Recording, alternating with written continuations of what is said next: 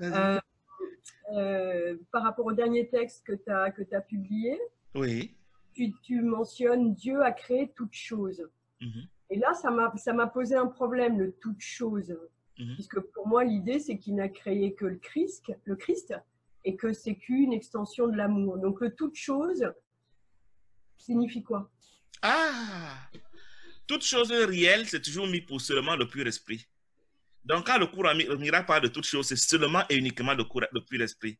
Donc, Dieu n'a même pas créé le Christ en termes littéraux. Il a créé le pur esprit et tout ce qui est pur esprit est créé par lui. Donc, dès l'instant où quelque chose est pur esprit, c'est créé par Dieu. Donc, la seule chose réelle qui existe au ciel, c'est le pur esprit, même si ça semble prendre la forme des êtres. L'être étant comparable au ciel à ce que nous appelons les corps dans le rêve, mais le pur esprit est la seule chose que Dieu a créée. On dit chose, mais en fait, c'est lui-même, le pur esprit, et ce n'est que ça qu'il a créé. Donc, c'est un mot que le cours emploie comme ça pour désigner le pur esprit quand il parle de toute chose, parce que nous avons une conscience dualiste, une conscience de la multiplicité, nous croyons à la multiplicité. Donc, en disant toute chose, en fait, c'est vrai que ça peut séduire l'étudiant qui n'est pas alerte, qui va croire qu'il a créé les arbres, les voitures, les maisons et que ce genre. Non, il a créé le pur esprit, point final. Et le Christ. Le Christ est un être pur esprit, c'est-à-dire que nous sommes des êtres.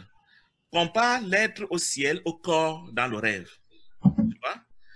Il y a des êtres au ciel, mais ces êtres sont d'essence pur esprit. Ce qui fait l'être, ce n'est pas d'abord le fait qu'il soit un être apparemment identitaire, comme tu disais, tu parlais d'une empreinte dernièrement quand tu as posé la même question. Tu demandais si on avait une empreinte au ciel. C'est ça l'être, l'empreinte dont tu parles, qui fait que même si on est un, on peut quand même savoir que il y a Guy, il y a Catherine, il y a Simon, il y a, c'est pas moi, Pierre. L'être, c'est lui qui fait l'essence, le pur esprit, c'est lui qui fait l'essence de tous ces êtres. C'est comme l'ADN des entités créées par Dieu. Le Christ est un être créé par Dieu, le premier être créé par Dieu, comme Catherine est un être créé par le Christ, mais sur le fondement du pur esprit.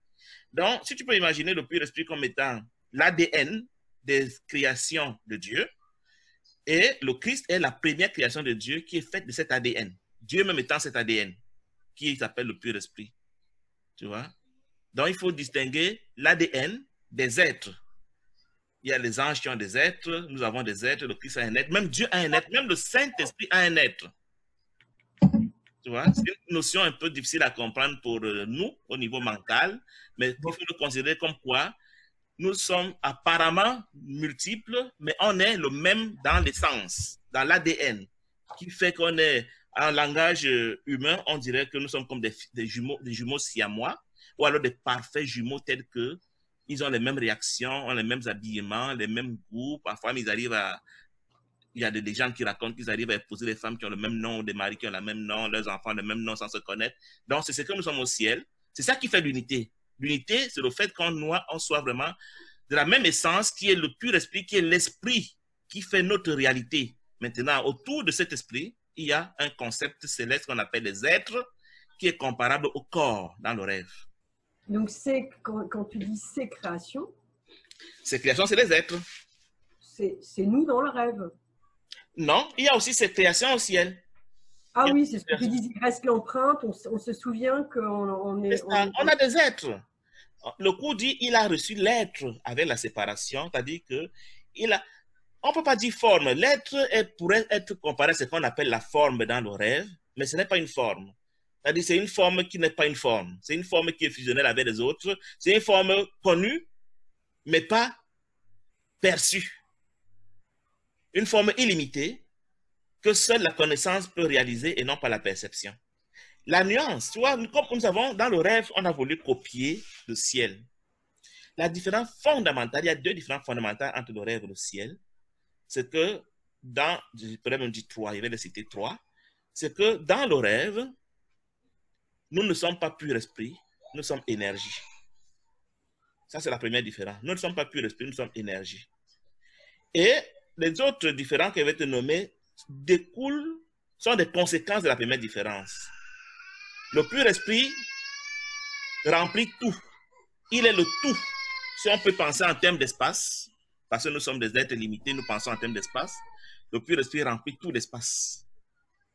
Si bien que quand il veut se reproduire, ce qu'on appelle l'extension, étant donné le principe du semblable né du semblable, ce qu'il va reproduire sera aussi remplissant tout l'espace. C'est comme si on te disait que dans un seau plein, on ajoute de l'eau sans changer la quantité d'eau. C'est quelque chose que le cerveau humain ne peut pas comprendre. Tu vois? Le pur esprit remplit tout, mais quand il se multiplie en des êtres qui sont aussi pur esprit, ils auront les mêmes attributs que lui. Donc, ils vont aussi remplir tout. Donc, c'est ça qu'on dit que le royaume s'étend sans changer. S'étendre en termes de potentiel nombre, entre guillemets, qui eux-mêmes sont illimités, parce qu'il n'y a pas de limite au ciel, même pas le nombre d'êtres. C'est-à-dire que l'extension est illimitée, mais dans le même espace, si on veut parler en termes humains. Contrairement dans le rêve dont nous sommes faits d'énergie, et nous sommes limités. On n'est pas illimité. Ça fait que ce que nous reproduisons est aussi limité. Tu vois, c'est la deuxième différence entre le ciel et le rêve. Dans le ciel, on est pur esprit. Dans le rêve, on est tous énergie. Remarque que nous sommes un au ciel, dans le même pur esprit que tu peux comparer à l'eau pure d'un océan uniforme et propre et pur. Et même dans le rêve, on est tous un dans la même énergie, qui est aussi un symbole de l'eau fusionnelle pure, où nous sommes tous un. Seulement, le pur esprit est indivisible, alors que l'énergie est divisible. Nous avons donc utilisé la propriété de divisibilité de l'énergie pour faire des formes divisées, pour faire des formes limitées, qui peuvent donc se percevoir les unes les autres. Si je peux percevoir Catherine, c'est parce que je suis limité et que je lui ai concédé l'espace dans lequel je peux la voir, la percevoir. Ce n'est pas possible au ciel. Au ciel, comme tout le monde remplit tout, il n'y a rien à percevoir. Et du coup, tout le monde est la même chose. Parce qu'il faut que le mélange soit tellement parfait et fusionnel qu'on parle d'unité parfaite. À la fin, dire qu'il y a un seul, ça ne devrait pas choquer parce que c'est finalement, dans notre niveau, c'est un seul qu'on semble percevoir. Et c'est un seul, si tu imagines que dans le même seau d'eau où tu as mis plusieurs seaux d'eau qui restent sur la même quantité sans se verser, et que finalement il y a plusieurs seaux dans un seau sans qu'il y ait augmentation, tu pourras comprendre que si tu touches un être du ciel, tu as touché tous les êtres. Si un parle, c'est tous qui parlent en même temps, puisque tu ne peux pas les distinguer. Si un ressent, c'est tout le monde qui ressent. Si un meurt, c'est tout le monde qui meurt. Donc si un a péché, c'est tout le monde qui a péché. C'est pour ça que le péché est impossible au risque d'inclure Dieu dans le péché au ciel. Tu vois? Par contre, dans le rêve, où j'ai imaginé que les entités sont limitées, une peut bien apparemment faire des choses que l'autre ne fait pas. Et du coup, celle qui n'a pas fait ou celle qui a fait, elles peuvent se blâmer mutuellement, elles peuvent se mettre en conflit. Donc ça, c'est l'autre différence entre le ciel et le rêve. Au ciel, étant donné que tout le monde est pareil et que tout le monde remplit tout et que tout le monde est tout et que tout le monde connaît tout, il n'y a aucune possibilité de friction ni de conflit. Alors que dans le rêve, où on est limité, où on a des attributs différents, je peux convoiter les tiens, tu peux convoiter les miens, je peux même te jalouser, je peux t'attaquer, croyant que tu n'es pas moi. En toile de fond, on est dans le même bassin d'énergie, la physique quantique l'a démontré, mais dans l'apparence, nous avons projeté dans des boulettes d'énergie qu'on appelle les corps, qui semblent être séparés et qui du coup se croient fondés de s'attaquer les unes des autres. C'est la différence. Mais les êtres au ciel, chaque être étant le tout, il ne peut pas s'attaquer. Donc, c'est les deux paradigmes possibles dans l'univers. Le paradigme de l'illimité et le paradigme du limité. Tu choisis, soit tu veux fonctionner dans le paradigme de l'illimité, on dit que tu es éveillé, illuminé, tu es au ciel, ou alors tu choisis de fonctionner dans le paradigme du limité, et alors tu vois ce que nous voyons, tu fais l'expérience de ce que nous faisons ici. Mais le cours dit que le limité n'est pas possible, puisque l'illimité a rempli déjà tout l'univers. Donc, l'apparent limité n'est pas réel, il n'est nulle part. C'est une imagination, c'est un fantasme, c'est un rêve. Puisque là où nous sommes, nous croyons être, on n'est pas. On est une image qui apparaît dans un rêve, parce que sinon, comment comprendre qu'on ait pu expulser Dieu de quelque part? C'est impossible. C'est ce que le cours est venu nous enseigner. Cessez de croire que vous êtes réel. Vous n'êtes pas réel, vous êtes des personnages d'un rêve. La réalité est illimitée, à jamais. Donc, comment est-ce que vous avez pu arracher des espaces à l'illimité pour faire un monde des limites? C'est incroyable. Il faut vraiment être drogué comme nous le sommes par l'ego pour imaginer que nous avons réussi à expulser Dieu d'un espace dans l'univers où il est illimité. C'est ça que le cours dit que l'ego est insane, d'avoir un tel raisonnement. Tu dis que Dieu est omniprésent et tu acceptes qu'il ne soit pas dans ton espace et tu crois qu'il est quand même le créateur de ce fantasme que tu crois être réel. C'est le message du coup. Mais ce que je comprends toujours pas, c'est pourquoi le nous, le tous, garde une empreinte au ciel, puisque c'est a priori pas réel et que ça devrait être comme un souvenir qui s'évapore. On va demander à l'architecte pourquoi il a conçu son immeuble comme il a conçu. C'est un débat qu'on peut ouvrir. Mais puisque je n'ai pas envie de m'ériger en critique de l'architecte, il a décidé qu'il en soit ainsi de son univers. Alors, il en est ainsi. Et c'est ça que j'ai copié pour faire mon rêve. Mais avec cet attribut que j'ai donné, énergie limitée, perception, possibilité de conflit. Mais le monde est une mauvaise réplique. Le monde que j'ai fait est une mauvaise réplique du ciel. Ça, d'accord, mais je reviens sur au ciel. Quand on retourne au ciel, c'est-à-dire quand enfin notre esprit devient dans la complétude du 1, pourquoi il reste l'empreinte de ce qu'on a été ici, puisque on n'a jamais été ici. La vérité, c'est ce qu'on a toujours été, des êtres. Ici, nous avons simulé les êtres dans le rêve qui n'est pas réel. Ce n'est pas nous qui allons empreindre le ciel avec nos corps qui continuent à être, parce qu'ils n'ont jamais été. C'est nous qui simulons, comme quelqu'un pourrait faire, tu as un immeuble qui va être construit, tu fais sa maquette, et tu dis, mais pourquoi la maquette a fini par redevenir comme l'immeuble? Non, la maquette n'a jamais été réelle.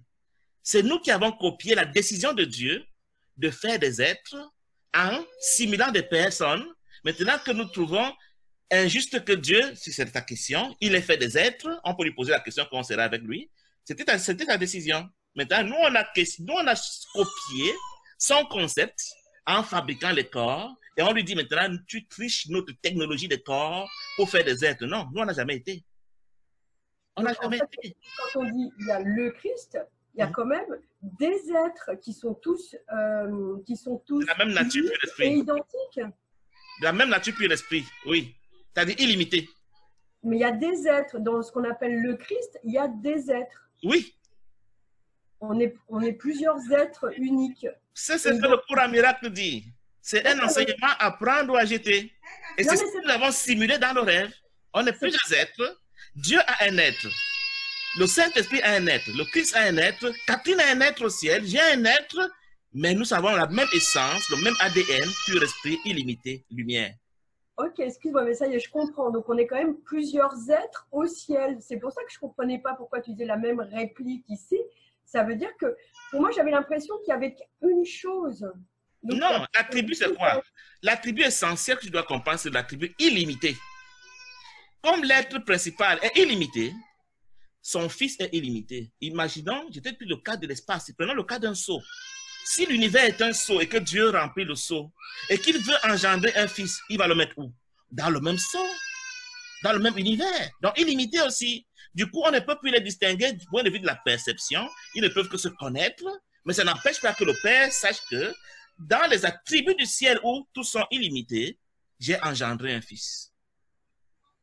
C'est un autre royaume, c'est un autre paradigme, c'est une autre intelligence, c'est une autre manière de voir qui demande un effort d'abstraction à l'intellect humain qui, lui, ne connaît que la séparation et la perception.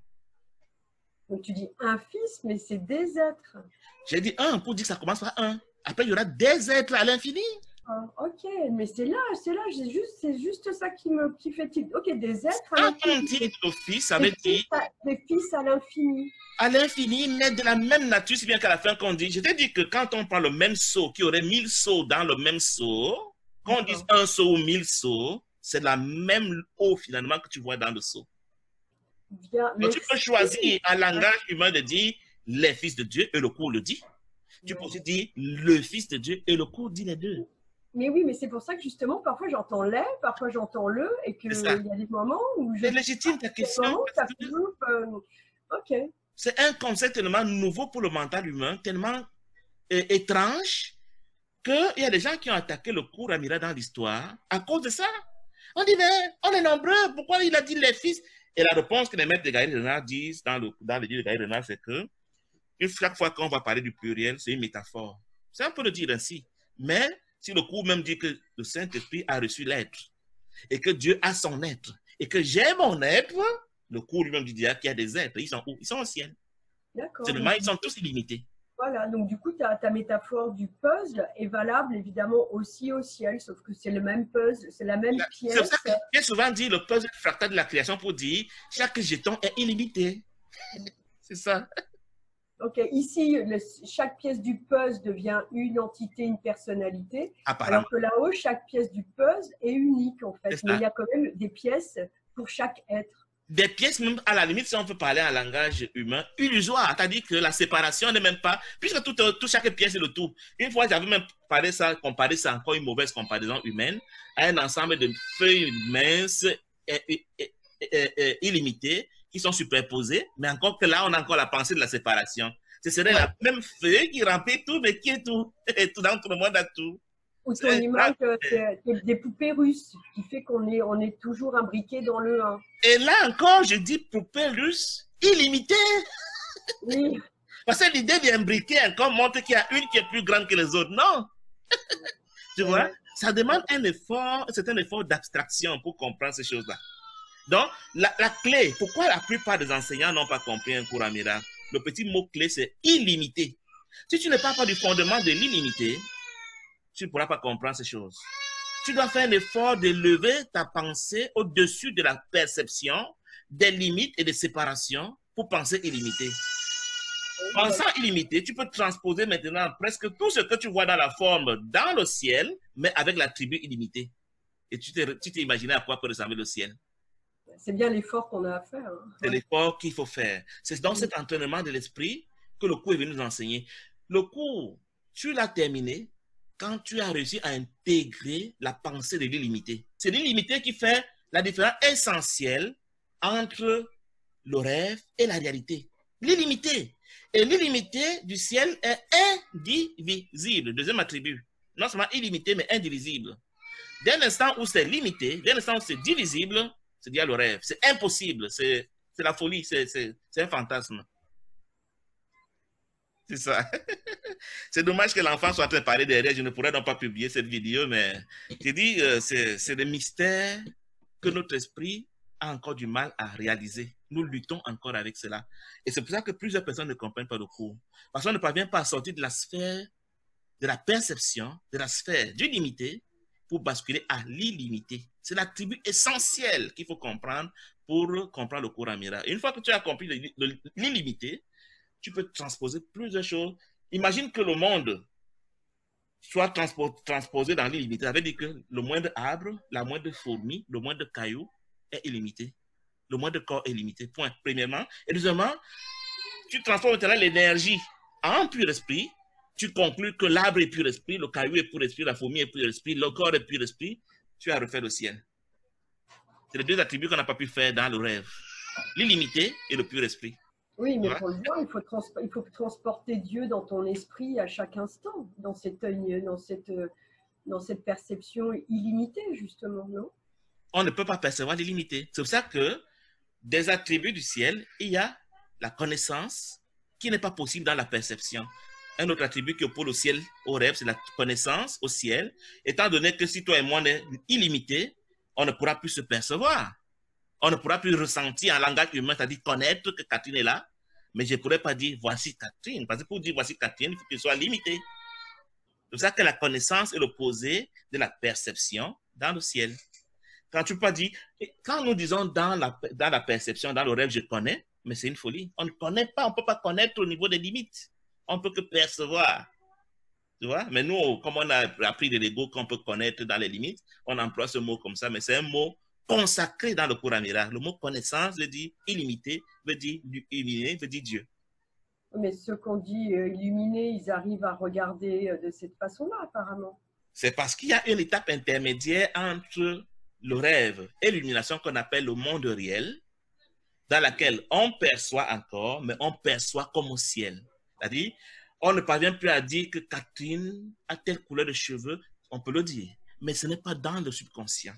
Tu vois? Si je te demande quel est ton nom, il te viendra justement l'idée de dire, je m'appelle Guy. Parce que dans ton subconscient, tu es Catherine.